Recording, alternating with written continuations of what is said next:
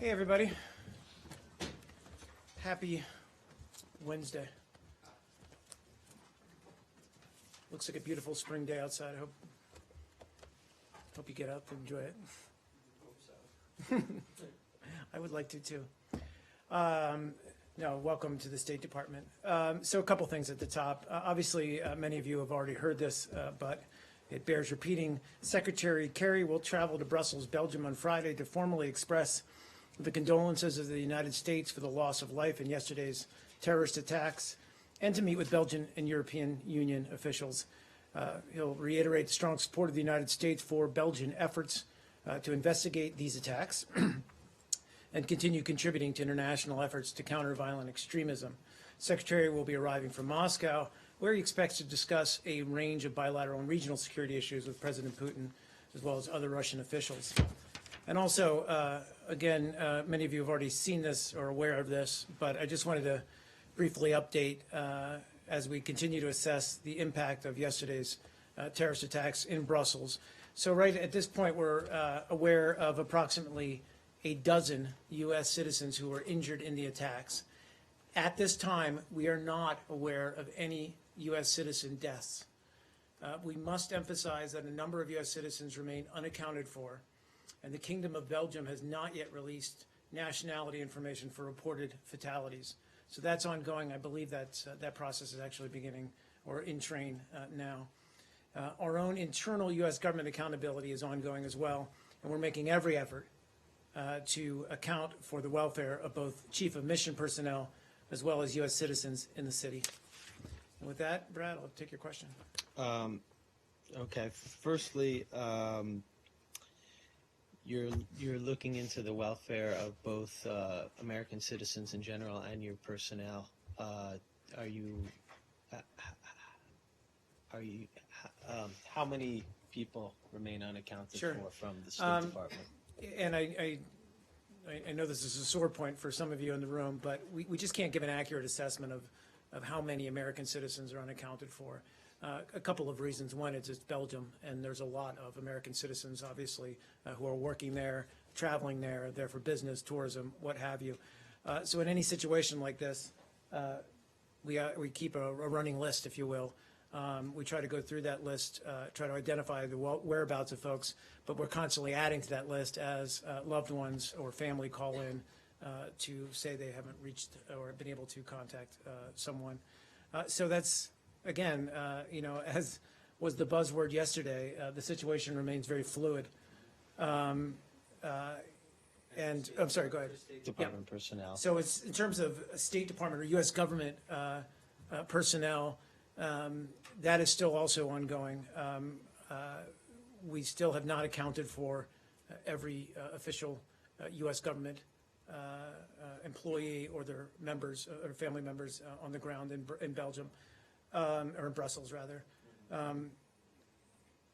Partly that reflects the size of the mission, or three missions. There's a bilateral mission, there's a mission to the EU, as well as a mission to NATO.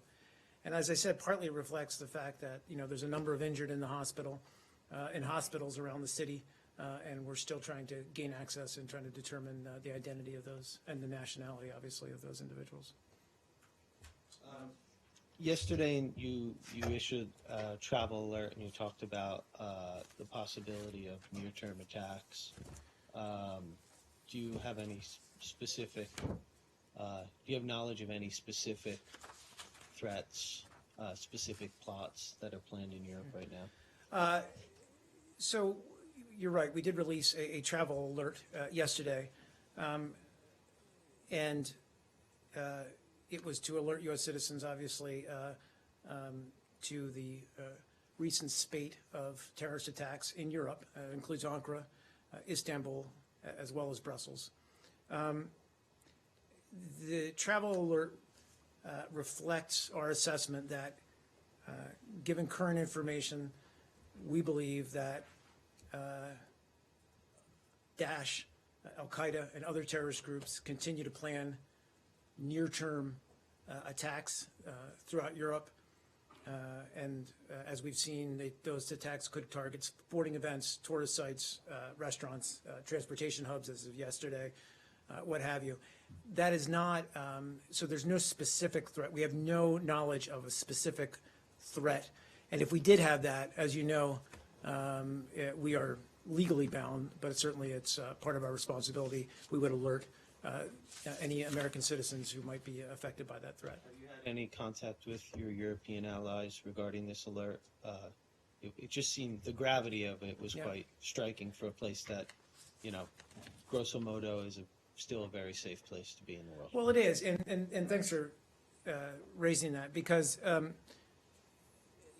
this is in no way to discourage or to recommend that Americans do not travel or postpone or cancel their travel plans. It's just an effort, a responsibility, a duty, if you will, to make sure that these American citizens, when they do travel abroad, have access to the latest information regarding the security situation in Europe. And, part of this, we talk a lot about vigilance, street smarts, what have you. I mean, everybody has to have that kind of mindset, frankly, when they travel anywhere in the world, including Europe, in today's world, given the ever-present threat of terrorist attacks or ongoing threat of terrorist attacks. And just lastly, on Kerry's visit, what does he hope to accomplish? I saw that he has meetings with EU and Belgian officials. What's the So as you saw the goal yesterday, beyond the sorry. solidarity Yeah. kind of? Well, solidarity is a big piece of it, and I don't want to underplay that. He spoke to his Belgian counterpart first thing yesterday morning, expressed our solidarity, our condolences. He also spoke last night with Federica, High Representative Mogherini, as well, to talk about, the aftermath of the attacks. Part of this is he's coming from Moscow, and when you look at this in its totality, we're certainly concerned and trying to address the ongoing challenge of these terrorist cells, self-radicalized or recruited cells within European capitals, but it's also about solving Syria. And so he's coming from meetings that he'll have tomorrow with Putin, President Putin in Moscow. They'll certainly talk about where we stand in terms of the cessation of hostilities as well as the proximity talks. So it's a chance for him also to update his European colleagues on that. Please. Following on that, do you have reasons to believe that American citizens were targeted in yesterday's attacks? This is what a congressman said this morning, or that it was an indiscriminate attack in Brussels? Well, we just don't have enough clarity. I mean, the investigation's ongoing. Belgian authorities are in the lead, obviously, on that investigation. We've offered our assistance. I think we just need to let that investigation play itself out before we make any determination as to whether specific groups, specific nationalities were targeted. I think what we said yesterday, I'll get to you a second, what we said yesterday in terms of the timing of it, whether it was, related or connected to arrests over the weekend, this is a complex operation. It may have been moved up, but it was probably long planned. But as to who the specific targets were or whether it was just to hit, populated hubs, transportation hubs, we just don't know. And, I know that you are reluctant to talk about intelligence matters, but are you aware of any early warnings or information given by the U.S. to European countries about the possibility that such an attack could happen after the Paris attacks, and that Belgium was one of the possible targets? Again, if you're speaking about specific intelligence or about a specific attack or threat, not that I'm aware of, no. Please. I just wanted to quickly follow up. As part of the advisory, are Americans advised to sort of let the consulate or the embassy know that they are in a particular state? Sure. So in any situation like this, there's a number of things that American citizens, when they travel abroad, can do. One is a safe traveler program. They can enroll in that, puts us into your system. Certainly, we don't compel or or require American citizens to enroll or register with the embassy when they do travel abroad. If you do that, as an American citizen, it does allow you to get into our database so that we can alert you when we do have specific security messages to convey or information to convey to the American population or the American people or in a specific city or a specific country. Also, we just encourage people, travel.state.gov also has kind of the latest information in terms of threats, warnings, et cetera. In general, I mean, these criminal terrorists, obviously, they are affiliated with ISIS. They claim so. They probably, have connections with the organizations in the Middle East itself. And they are being financed by perhaps governments that are U.S. allies and so on. Have you looked into that? I mean, is there any effort, ongoing effort by the United States to lean on its allies, especially in the Gulf states? Because a lot of that money either comes from individuals, if not, the government directly, but definitely from individuals in these countries. What are you doing in terms of leaning on those allies to dry up the funds, because obviously they are able to organize and move about and rent apartments and do all kinds of things. A couple of things to say about that. One is terrorist financing or cutting off the networks of terrorist financing is one of the lines of effort in our anti-Daesh or anti-ISIL coalition, and we continue to work at that. The other is another line of effort in that is also cutting off the flow of foreign fighters. So those who are radicalized in Syria, in Iraq, and then return back to European capitals mostly, but other places where they can then recruit more or develop these cells. And among the things we're working on are better screening procedures, and we're collaborating with European governments and the EU on increasing or improving those screening measures and those tracking capabilities for some of these foreign fighters. Border security is a huge issue, as we've seen even just with neighboring Turkey. It is a big challenge. It is also, and President and others have spoken far more eloquently than I can about this, but it is also just a tremendous challenge to break up small cells of individuals. 2 arrested today, and I recognize it's an early, or the 2 rather identified by Belgian authorities, not arrested, but carrying out the attacks, appear to be, they had criminal records, but no indication that they were radicalized extremists. It's a difficult, and it's difficult, frankly, the last thing I'll say is it's difficult to infiltrate some of these small cells and networks. It is a tremendous challenge. It is an ongoing challenge. We've offered assistance to Belgium, obviously, in the immediate aftermath of this attack, but longer-term cooperation. We all need to lift our games, and we all need to, to get more vigilant at identifying and disrupting these groups. But like I said, we have to be right 100% of the time. They just have to be right or successful one time. My last Yeah, sure. on this. I mean, there's also an indirect way of financing, and it goes directly to places of worship, some mosques and schools and so on, that come, also from probably countries that are allied with the United States of America, where this kind of, discourse or that kind of talk and so on is encouraged and so on, and goes undetected. Are you also, I'm not saying they all are, I mean, very few, but enough to sort of radicalize and so on, and give some sort of a moral cover for them. Are you talking to these governments on how they finance these institutions or these mosques or these schools? We're talking to a lot of governments in the region about countering violent extremism, about how to address it, and that includes, how some of these networks are funded. I don't want to speak to it more broadly than, or more specifically than that. TJ? I have 2 questions. One is your travel warning. If you go through it, it's very vague. Thing. It's very vague. If Thank you go through it, and as you know, I've come from Brussels after living there for years, right. so I know what's going on, and the people I'm talking to, they are saying that it is more generating fear among them instead of consoling them, this travel warning. One is that. What you have to say on that? And the second is, there are a lot of students. Like I know about more than a dozen students from a university in Maryland who are outside Brussels, and all over Europe there are a lot of exchange students for one semester. Have you compiled anything on that? Have you reached out to them? Is there any, somebody has asked you for help with that? So your first question is,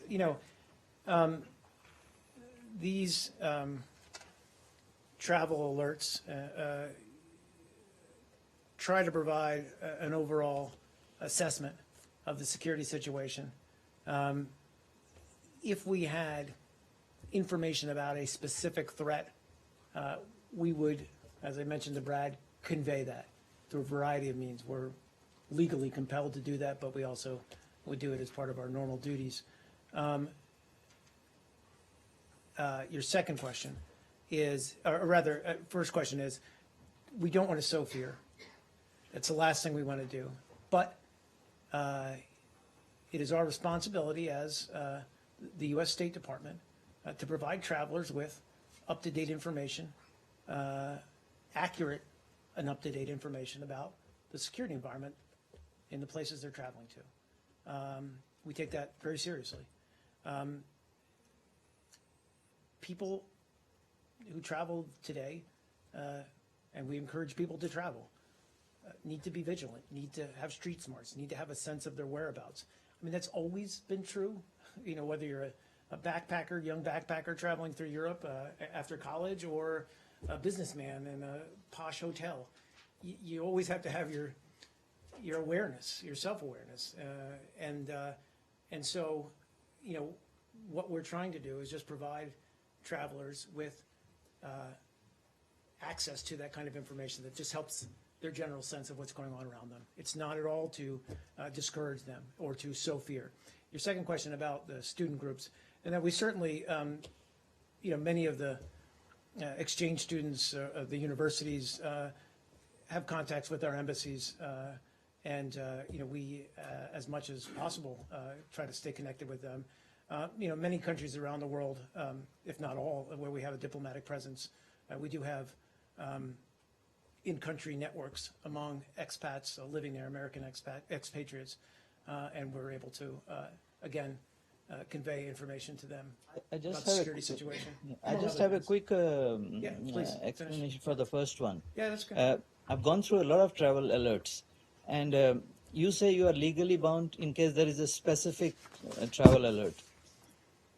And then usually we hear that this is a intelligence matter and we don't talk about intelligence matters from this podium. How do you, I haven't seen any specific travel alert anywhere in any of the travel. Maybe I'm,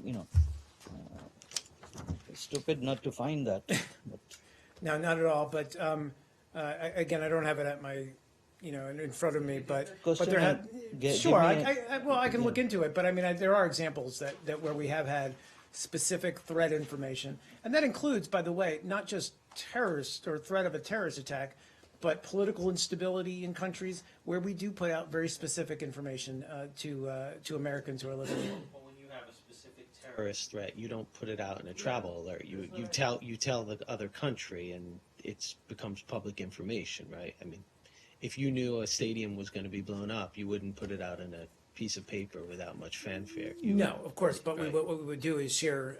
Right. Yeah, exactly. yeah, you will share it with the But we would also. but not to again, the traveling people. Yeah, anyway, I don't want to parse this too much, but we could send out a direct message, not necessarily saying, this is going to happen then, but heightened alert.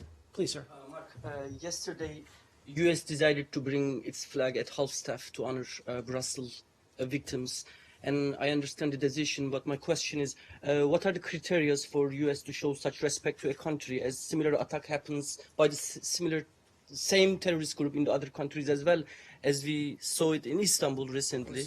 But U.S. condemned the attack. U.S. showed sympathy with Turkey, but it didn't show such a high respect as bringing its flags at half-staff. So I like to know what are the criteria to sympathize with any country. I mean, look, to give you the specific criteria, I mean, partly that's a decision, I believe, made by the White House or by the senior leadership of a country. in no way should be interpreted as showing any disrespect.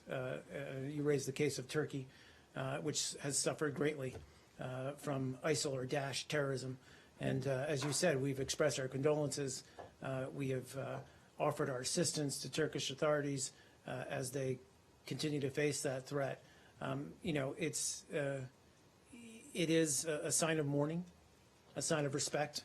But as to the specific criteria why this case and the other case, I just don't have that. One question on Iraq. Yeah, The please. Kurdish regime. Let's finish, and I promise I'll come back. Yeah, yeah. Just to finish, it's okay. Turkey? No. No. Okay. We have more questions on Belgium. Yeah, no. I think she was waiting. Oh, yeah, of but course. I have a I few didn't know too. whether, okay, sorry. Yeah, I have a couple after. I was looking to you. Sorry about that. Yeah. There's a report out that suggests that Belgian intelligence, as well as some Western intelligence agencies, had specific knowledge that ISIS would be attacking the airport as well as the metro system. Are you aware of? I'm not. I just don't, I haven't seen those reports either. Then- More broadly on the Yeah. same topic, do you think that Belgium and Europe in general, Belgium in particular, Europe in general, are too complacent or too indulgent, too soft against the threat posed by Islamic networks or terror networks? I mean, look, there's, you know, so there's a couple of points to make. One is there's always a degree of Monday morning quarterbacking that comes after an event like this, where people try to assess, could they have done more? Could they have acted sooner? We have seen Belgium, like a number of European countries and a number of countries, grapple with this very amorphous and very difficult phenomenon of small cell radicalized individuals willing to lay down their lives in order to kill or create mass casualty events. Countless people have spoken to the fact that that is hard to stop. You know, I think everyone needs to look at how we can increase, strengthen our collaboration, or whether that's through, you know, law enforcement, border security, but also intelligence sharing, how we can strengthen those types of cooperation in the wake of an attack like this. That's just, you know, prudent planning for the future. But I want to stay clear of, you know, saying that Belgium was somehow caught by surprise or not aware. You know, we collaborate, we work with Belgium closely. We are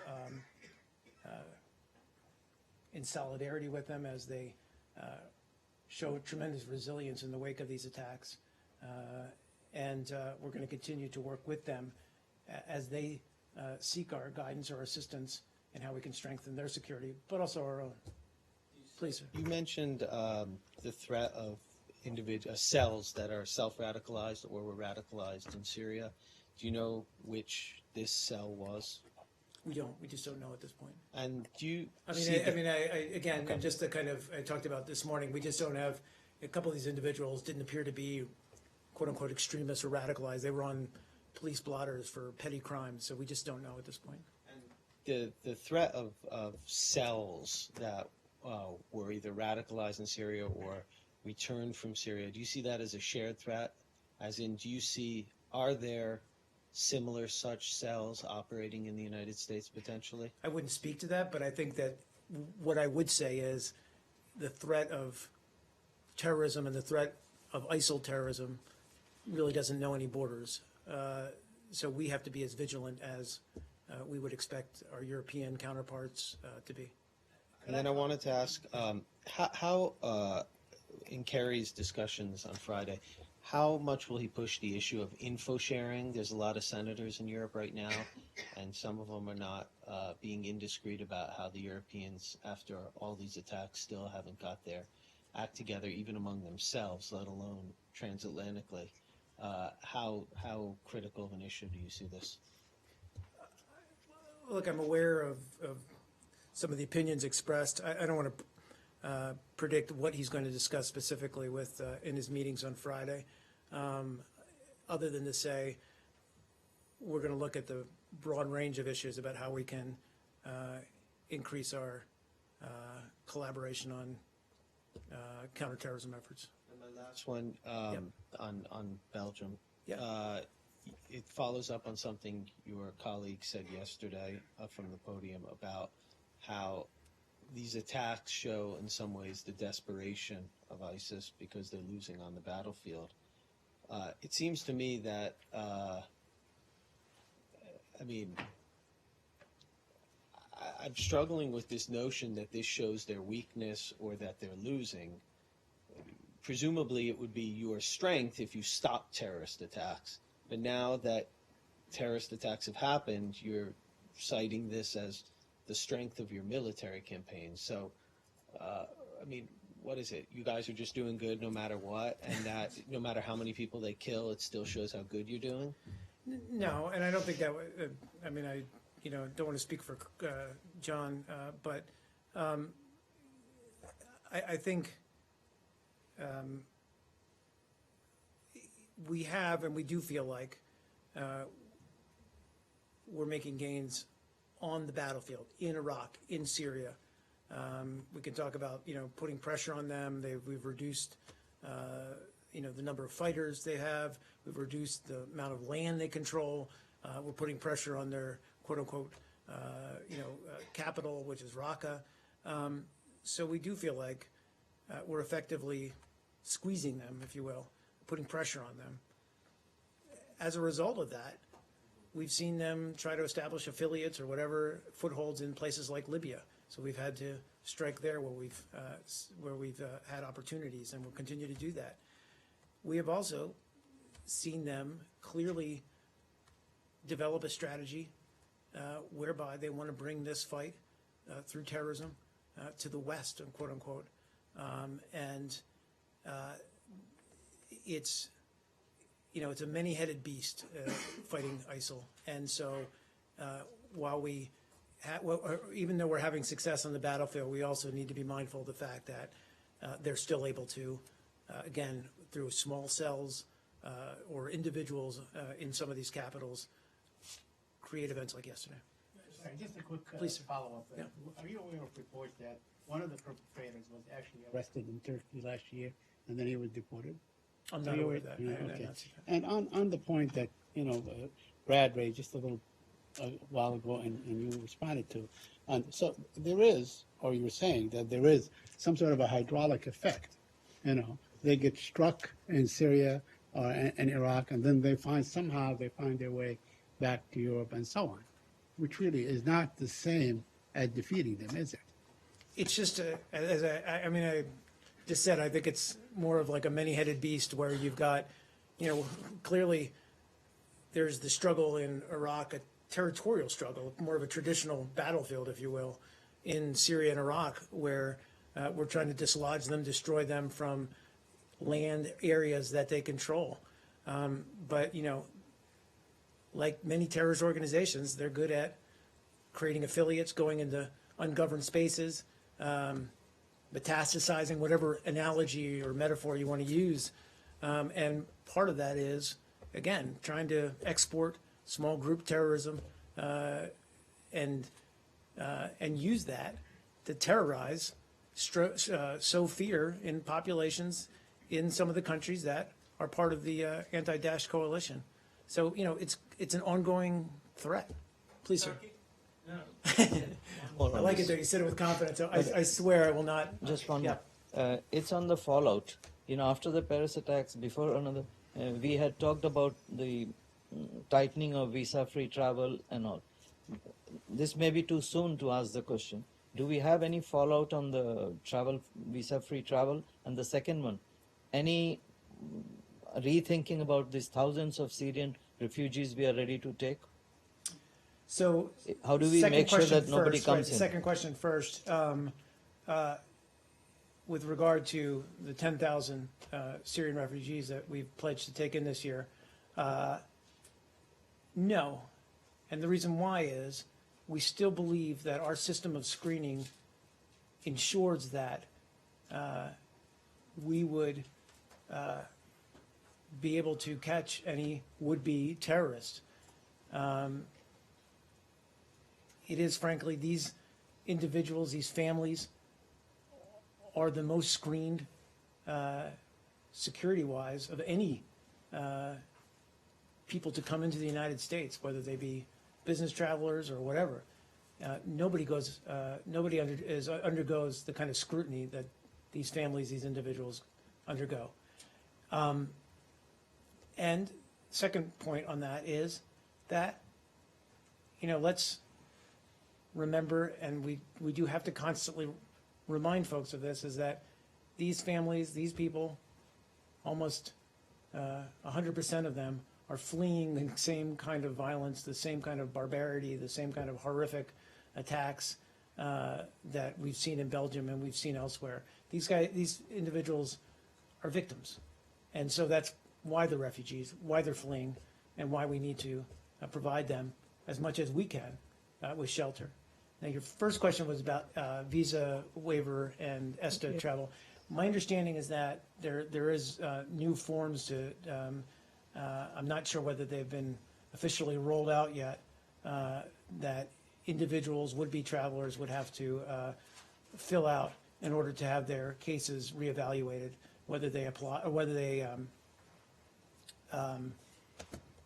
they, sorry, the word's gone out of my head. No, of course, no, but whether they qualify for visa-free travel. I'm not sure where we're at on that. I can try to get you updated information about it. What you said about you said about the families. They were two brothers, family members. They were together, family members, Belgian nationals. So where is that? If you get a family in, how do you know that? And you said would-be terrorists. They could be sleeping terrorists, or sleeper cells, whatever you call them. I mean, of course. Again, I mean, I don't want to go down this rabbit hole, but just to finish, so I get. Sorry, what you're saying? And the visa-free Yeah. travel, I mean, you've done it for Iranian dual nationals or Right. people who visited Sudan, but these are Belgian citizens Oh, I who understand. maybe I'm so, never I'm so went sorry. to Okay, Syria. yeah. So what is it? You would have no extra visa procedure for these individuals.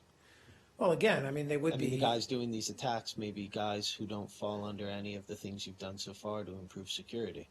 No, but I mean, look, I mean, first of all, even under visa-free travel, there is a screening process, and we have that. I mean, you know this. And so, nobody simply hops a plane and gets off in JFK or wherever and strolls into the United States unaccounted for or screened, or not screened, or unscreened, rather. We're constantly looking at ways to strengthen all those systems, and processes, but they exist. Specifically designed after the attacks in California, Right. to strengthen security and strengthen the visa waiver program Correct. to deal with the potential threat of people coming to this country Correct. to commit attacks. Correct. Now, the people who are committing these attacks aren't the people who would be affected by these enhanced security necessarily. So are you going to expand that to, say, deal with people like Belgian nationals who may have, committed this crime without having visited Sudan in the last 5 Right. years? I mean, You look, understand- you I understand the issue. understand the question. We don't have anything, obviously, to announce today. We're constantly looking at how we can strengthen those Sorry, but screening procedures. just one last thing. President Erdogan just announced in a press conference. President that Erdogan? Erdogan of Turkey just announced. Who was going to Yeah. ask the Turkey No, question? I'm talking about the terrorist. I'm He sorry. said that they arrested him last June. They deported him. They informed the Belgian authorities that he's a foreign terrorist that and so right? on, and they did not arrest him. I just So, want to bring it to your thank you. attention. Thanks. We'll look into it. Thank you, Mark. Two quick questions on Turkey. Constitutional Court about a month ago ruled to release Cumhuriyet newspaper's editor-in-chief Can Dündar and Ankara Rep Erdem Gül. And there is a lower court case this Friday, and President Erdogan called on lower court to resist and reverse this decision if this were to happen. This is the first time in the history. Do you have any comment? Are you and the prosecutor of the case just changed today it looks to very suspicious to many. I was wondering if you are monitoring this case. Of course, we're monitoring the case. We obviously have spoken to this particular case and these individuals in the past and expressed our concern about what it says regarding Turkey's or Turkish government's commitment to the fundamental principle of media freedom. We would simply reiterate our call for Turkish authorities to ensure that all individuals and organizations, and that includes the media, obviously, are free to carry out their work, which is voice opinions freely, criticize freely in accordance with Turkey's constitutional guarantees. And we're going to continue to watch this case. The second question is, there is a Turkish national got arrested over the weekend in Miami. He is a close ally of President Erdogan, who in the past praised this individual. Have you gotten in touch with Turkish government? Have you received any kind of demand from Turkey about this individual? It's about Iranian sanctions and how he helped to bust the sanctions in Turkey. Correct, and I apologize, Rizal Zarrab. but is he an Iranian? Turkish and Iranian national. Let me look into it. I'll Okay. take the question. I apologize. Okay, thank you. Yes. In Iraq, the Kurdish regional government president Masoud Barzani yesterday said in one interview that the PYD and the PKK are exactly one and the same thing. And he also said that Americans know that So you this said the PKK and PYD. PYD. Yeah, YPG. Sorry. Yep. Finish. I'm Yep. sorry. I just wanted to make sure I Okay. got that. And he Sorry. also said that Americans know this very well, but they don't want to say it as their top priority is the fight against ISIS, so they turn a blind eye PYD relation with PKK. And this is what your close ally, Peshmerga's leader, Masoud Barzani, said. Well, and you're asking me for my reaction and whether. I want to know, what do you know about PKK and PYD relation? I mean, we still adhere to what our policy has been for the past many months, which is that we view the PKK as a foreign terrorist organization. We condemn the violence that it carries out against Turkish civilians and citizens. And separately, we have been working with the YPD, or YPG rather, in parts of Syria as part of a number of groups we're working with who are actively fighting and dislodging Daesh or ISIL from territory it controls. That doesn't mean we haven't, had disagreements with them when they try to hold territory or not, or declare semi-autonomous self-rule zones. We disagree with them on that, and we have frank discussions with them about that. But they are part of a number of groups that have been very effective in taking the fight against, or taking the fight rather to Daesh. I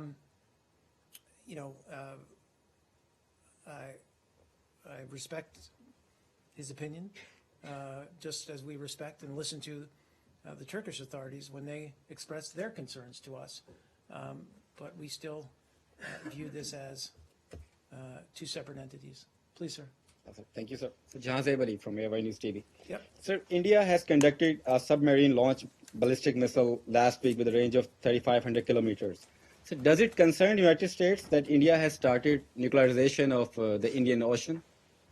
Well, I'd say we're concerned by any nuclear and missile development that could potentially increase the risk to nuclear security or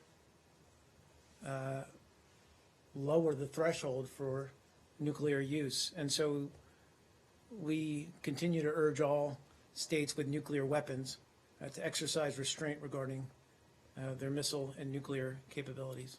Nuclear weapons in the submarines create issues of command and control and unauthorized use. Are you raising such concerns with India?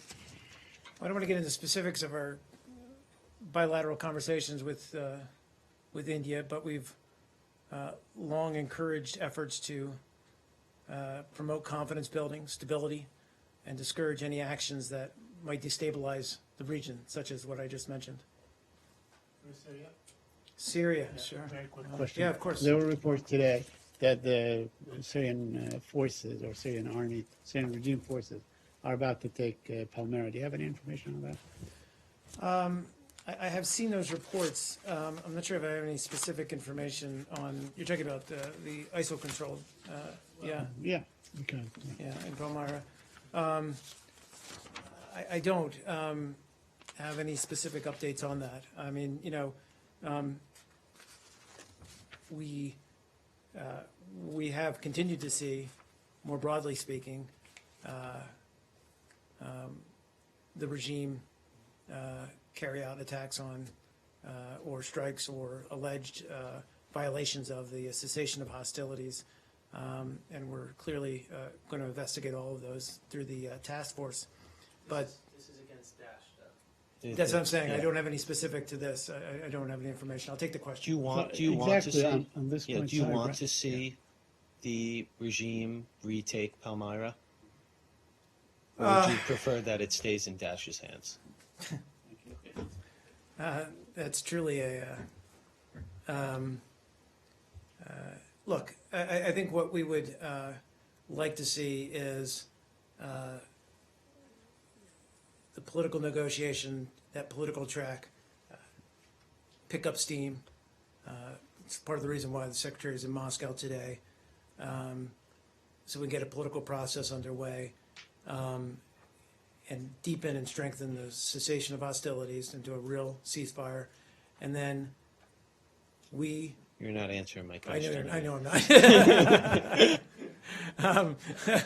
I'm giving you a broader view. And then we can all increase our efforts to go after Daesh and dislodge it. Take a quick crack Yeah, at please. it from another angle. I mean, you know, you guys said that the fight against Daesh should continue, right? That Daesh should be continue to be targeted. The same thing with Jabhat al-Nusra and so on. Now we know that Palmyra, Tadmor, is occupied by Daesh. So why, in this case, would this be considered a violation of the ceasefire? It doesn't, and I didn't mean to necessarily convey that. I was talking about violations that we've seen on the part of the regime against opposition parties who are part of the ceasefire or the cessation of hostilities. No, I mean, look, I mean, broadly speaking, you know, it's not a great choice in either or, but, you know, which is worse, Daesh or the regime?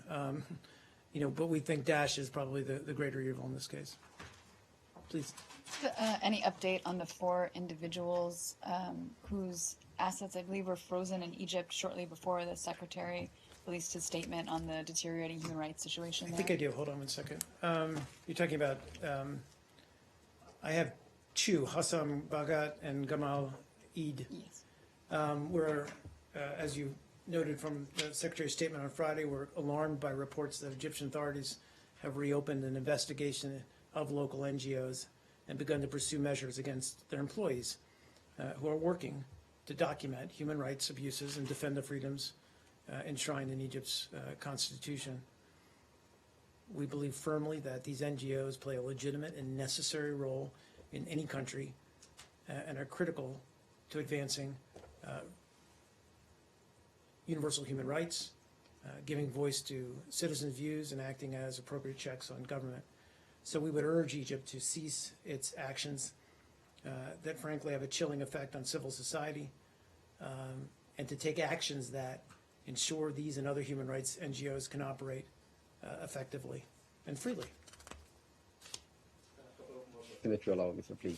Of course. Thank you very much. Are you done? Have a go. I'm just going to ask if there was any follow-up between this building and the Egyptian government after that statement or interaction regarding these cases. I'm not aware. I'd have to look into that. I don't know that we've. I mean, we constantly, obviously, are in contact and talk about these issues with the Egyptian government, but I'm not aware that we've had a specific interaction over this. statement. Please, sir. Thank you, sir. Thank you. Yeah. So, in preparation of the Nuclear Security Summit, Pakistan has ratified amended Convention on Protection of Nuclear Materials. So, they also hosted a rare meeting of international nuclear security experts in Pakistan last week. Ambassador Bonnie Jenkins was there. So, do you believe these activities are supportive in making Nuclear Summit a success? Are you talking, again, just to be perfectly clear, So about the Nuclear ratification- Security Summit? Yeah. I mean, so Pakistan has ratified amended Convention Okay, on right, Protection that's of right. Nuclear Materials. So we, of course, first of all, we look forward to Prime Minister Sharif's visit for the Nuclear Security Summit next week. And we do, as you noted, the announced ratification, we do welcome Pakistan's announcement that it would ratify, or that it ratified, rather, the 2005 amendment to the Convention on the Physical Protection of Nuclear Material. My understanding is that there's still paperwork that needs to be formally deposited with the IAEA, and that there's, I think, a number of countries, I think 8 more countries, that need to also ratify the amendment before it would come to force, but we certainly welcome it. So lastly, it's about Daesh. So United States has said that it will go after Daesh everywhere in the world. So if we see in Afghanistan, Daesh is getting stronger day by day. I mean, they are fighting with the Taliban, they are fighting with the Afghan forces. What really United States is doing to fight the Daesh in Afghanistan? Well, we are working with Afghan security forces, not only to improve their, well, in general, to improve their capability, to improve their ability to fight, to train them. And that's not just to deal with, obviously, the resurgent Taliban attacks, but also to deal with any other terrorist groups that may, as I said, seek out safe havens to operate within, like Daesh. Thank you. Yeah, please. Thank you. Sorry, one more question, really quickly. Sorry. Do you have a comment about Undersecretary Rose Gottmuller's comment that the White House is considering the possibility of President Obama visiting Japan in the context of his trip to Japan for the G7 summit? Do you have could you flesh out a little bit more about what she meant in making that comment? I'm aware of the comment. It's just not appropriate for me at State Department to speak to any potential travel of the president. So I'm just going to. But she also refer you to said the White House. She said that in her trip to the same location, Hiroshima, we assume Peace Memorial, that it was going to be an observance of the losses for all of World War II. That might be the White House thinking. Is that how the State Department would see this trip if it did happen? I know that's hypothetical. It is a little hypothetical. So, look, again, I'm not going to speak to potential travel by the president. Obviously the invitations are out there. We'll assess that, and when we do have announcements to make, we'll make those. Okay? Thanks.